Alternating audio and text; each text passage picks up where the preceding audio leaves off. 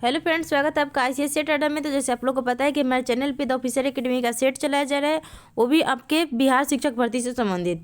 तो इसके पहले हमारा ज्योग्राफी का बहुत सारा वीडियो अपलोड हो चुका है, जा करके आप हमारे प्लेलिस्ट में देख सकते हैं। और भी सारे जो सेट हैं, history, geography, polity, economics, current affairs, इन सारे सब्जेक्ट और साइंस का भी हमारे चैनल पर अपलोड हुआ है, तो जा करके आप देख सकते हैं। आज का जो हमारा सेट है वह क्वेश्चन नंबर 51 से है, और यह जो है वर्ल्ड ज्योग्राफी से संबंधित है। इंडियन ज्योग्राफी हमारे चैनल में पहले ही कराया जा चुका है, और वर्ल्ड ज्योग्राफी से भी एक वीडियो अपलोड हो गया है।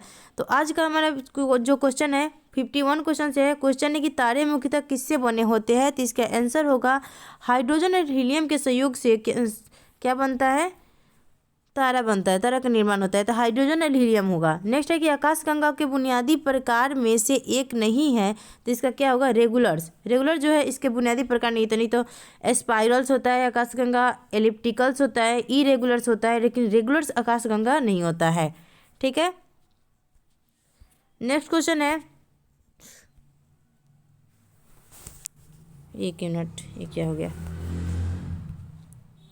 हाँ, नेक्स्ट क्वेश्चन है कि ग्रेट बियर नाम है एक, तो ग्रेट बियर क्या है। ग्रेट बियर एक तारामंडल, उपग्रह, तारा, नक्षत्र। तो ये तारामंडल होगा। एक मिनट देख लेते हैं इसका आंसर क्या होना चाहिए। तो इसका आंसर होगा ऑप्शन ए, हाँ तारामंडल ही होगा।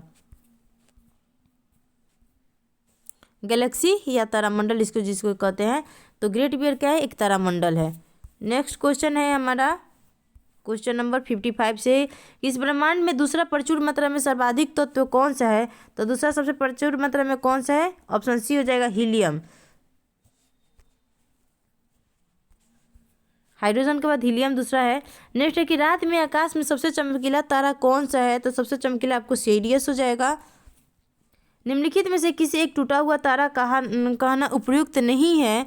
तो अंश व शेष को टूटा हुआ तारा हम नहीं कर सकते, लेकिन नेक्स्ट है कि तारे के रंग का रंग सूचक है। तारे के रंग का सूचक क्या होता है, तो इसका आंसर होगा उसके ताप का, यानी तारा का जो रंग होता है ना, उसके ताप का सूचक होता है। हाइड्रोजन, हीलियम और अन्य आयनित गैसों के तारे के बीच धूल के बादल को क्या कहा जाता है। तो इसका आंसर होगा, क्या कहते हैं, नेबुला कहते हैं। एंड्रोमेडा क्या है, तो एंड्रोमेडा मिल्की वे की पड़ोसी आकाशगंगा है। निम्नलिखित में से कौन से आकाशगंगा मिल्की वे के सबसे करीब है। तो एंड्रोमेडा गैलेक्सी जो है मिल्की वे के सबसे करीब है। जनवरी 1610 में गैलीलियो गैलीली द्वारा की गई खोज में गैलीलियन के चंद्रमाओं की संख्या कितनी है। तो आपको 4 हो जाएगा। किस तरीके या भुजाओं के प्रयोग के साथ वैज्ञानिक मिल्की वे आकाशगंगा को दर्शाते हैं। तो घुमावदार। उत्तरी आकाशीय हेमिस्फीयर के कौन से नक्षत्र को ग्रेट बियर कहा जाता है। तो इसका आंसर क्या होगा,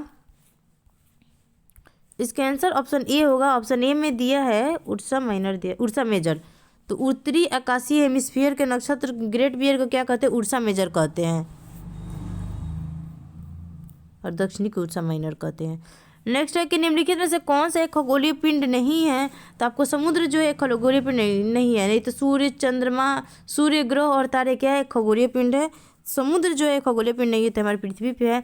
नेक्स्ट है कि कौन सा खगोलीय पिंड रात्रि के समय आकाश में चमकता है। तो यह तारा है, रात में क्या है, आकाश में चमकता है। शब्द कॉमेट प्राचीन आया है, जिसका अर्थ लंबी पूंछ वाला तारा है। इसका आंसर कौन सा, यूनानी। यूनानी शब्द जो है कॉमेट प्राचीन है, इसका अर्थ होता है लंबी पूंछ वाला तारा। कॉमेट जो है यूनानी शब्द है, सॉरी मैं गलत बता दी हूँ। कॉमेट एक यूनानी शब्द है जो कि प्राचीन से ही आया है, और इसका अर्थ होता है, कॉमेट का अर्थ क्या होता है, लंबी पूंछ वाला तारा। नेक्स्ट है कि वे 2 ग्रह जिनके उपग्रह नहीं है। तो आपको पता है कि बुध और शुक्र का कोई भी अपना उपग्रह नहीं है। सूर्य और इसके चारों ओर चक्कर लगाने वाले खगोलीय पिंडों को क्या कहा जाता है।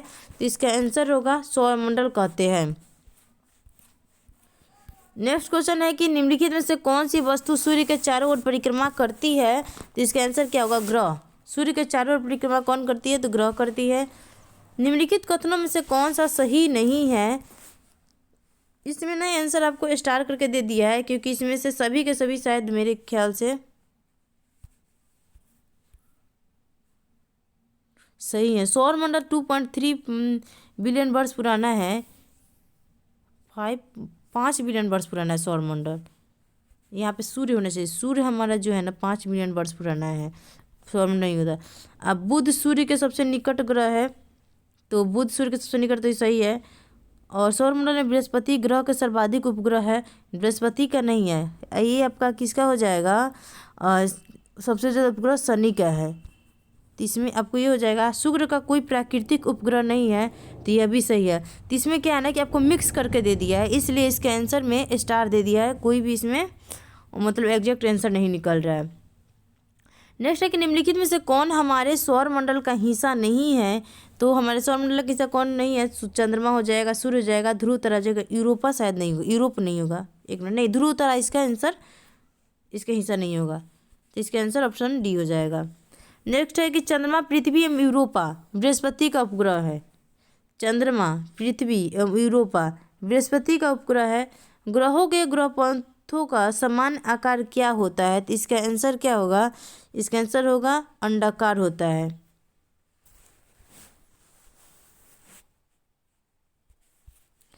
सौरमंडल का हीलियोसेंट्रिक मॉडल सर्वप्रथम किसके द्वारा प्रस्तुत किया गया था?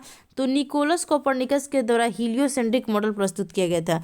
ऐसे ही पूछ सकता है कि हीलियोसेंट्रिक मॉडल किसने प्रस्तुत की थी? तो कोपरनिकस ने किया था। नेक्स्ट क्वेश्चन है कि हमारा सौरमंडल किस गैलेक्सी का एक हिस्सा है? तो इसका आंसर होगा आकाशगंगा है। दुग्ध मेखला भी इसे बोलते हैं। नेक्स्ट है कि सुमेलित कीजिए, इसमें आपको सुमेलित करना है, तो इसका आंसर ऑप्शन ए हो जाएगा।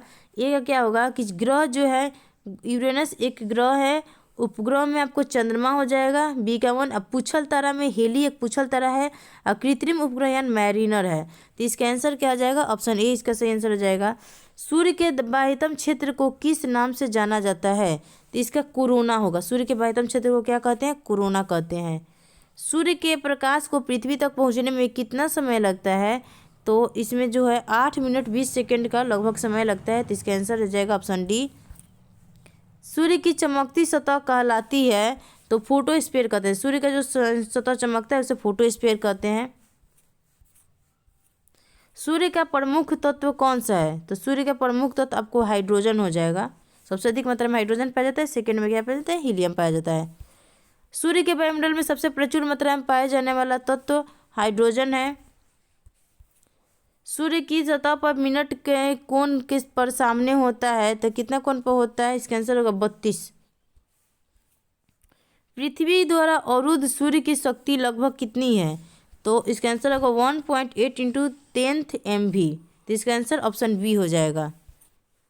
सूर्य के फोटोस्फीयर से उत्पन्न होने वाले, एक मिनट, सूर्य के फोटोस्फीयर से उत्पन्न होने वाले ऊर्जा के संक्षिप्त विस्फोटों को क्या कहते हैं?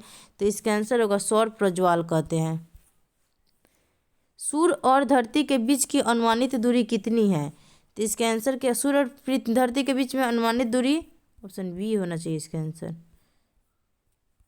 हाँ, ऑप्शन बी होगा। एक मिनट,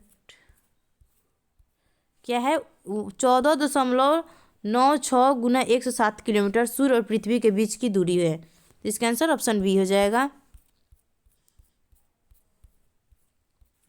नेक्स्ट है कि निम्नलिखित में से कौन सा सौरमंडल का भाग नहीं है? तो आपको निहारिका जो है सौरमंडल का भाग नहीं है। नहीं तो क्षुद्र ग्रह, धूमकेतु ग्रह क्या है? सौरमंडल का भाग है। निहारिका क्या है? हमारे ब्रह्मांड से संबंधित है। अंतरिक्ष में जाने वाला प्रथम अंतरिक्ष यात्री कौन था? तो यूरी गागरिन जो था प्रथम अंतरिक्ष यात्री था। हमारे सौरमंडल का सबसे छोटा ग्रह कौन सा है? तो सबसे छोटा ग्रह आपको हो जाएगा बुध, जो है सबसे छोटा ग्रह है। सौरमंडल का कौन सा ग्रह सूर्य के सबसे नज़दीक है? तो इसका आंसर हो जाएगा बुध, जो है सौरमंडल सबसे छोटा ग्रह, सबसे नज़दीक है सूर्य के। नेक्स्ट है कि इनमें से कौन सा ग्रह दक्षिणावर्त दिशा में घूमता है? तो शुक्र जो है दक्षिणावर्त दिशा में घूमता है। किस ग्रह को पृथ्वी के जुड़वा के रूप में जाना जाता है? तो आपको शुक्र को जाना जाता है, पृथ्वी के जुड़वा कहते हैं शुक्र को। रात्रि के समय आकाश में मौजूद सबसे चमकीला ग्रह कौन सा है? तो रात्रि के समय आकाश में मौजूद सबसे चमकीला ग्रह हो जाएगा शुक्र। सभी ग्रह वामावर्त परिक्रमा करते हैं सिवाय तो किसके? आपको शुक्र के। निम्नलिखित में से किस ग्रह का आकार पृथ्वी के आकार के निकट है? तो आकार के निकट है तो इसका आंसर होगा वीनस। वीनस का जो आकार है पृथ्वी के आकार के निकट है। किस ग्रह को प्रातः संध्या का तारा कहा जाता है? तो आपको शुक्र को संध्या का तारा यानी सांझ का तारा और भोर का तारा शुक्र को कहा जाता है। निम्नलिखित ग्रहों में से किस ग्रह का कोई भी उपग्रह नहीं है? तो मंगल का तो अपना उपग्रह है। इधर कौन कौन सा दिया है? बुध और शुक्र का नहीं है, वही होगा ऑप्शन में। हाँ शुक्र है, ऑप्शन बी इसका आंसर हो जाएगा शुक्र। सबसे उष्ण ग्रह कौन सा है? सबसे उष्ण ग्रह आपको शुक्र होगा क्योंकि इसमें दैनिक तापांतर बहुत ज़्यादा होता है। सौरमंडल का अत्यंत उष्ण ग्रह कौन सा है? तो इसका आंसर होगा शुक्र। आज के सेट का लास्ट क्वेश्चन है कि शुक्र के वातावरण में निम्न गैसों में से ज़्यादातर कौन सी शामिल है? तो इसका आंसर होगा कार्बन डाइऑक्साइड। तो मिलते हैं नेक्स्ट वीडियो में। जाते जाते चैनल को लाइक सब्सक्राइब और शेयर जरूर करें।